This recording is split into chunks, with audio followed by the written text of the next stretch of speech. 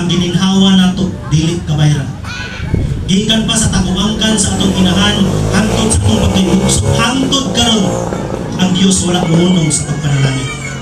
Ang gipangayo lang sa Ginoo mao ang kinasing-kasing nga pagpasalamat nga atong giila nga wa tay mahimo kung wala ang Ginoo sa atong kinabuhi.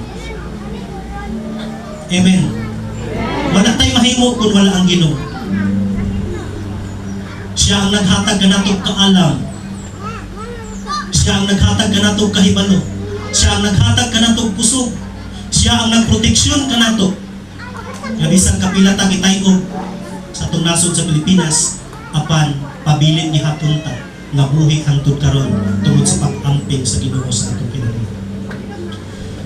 Ibalik nato, pasidunggan nato ang Dios sa tanang tang abot gikan sa iyo.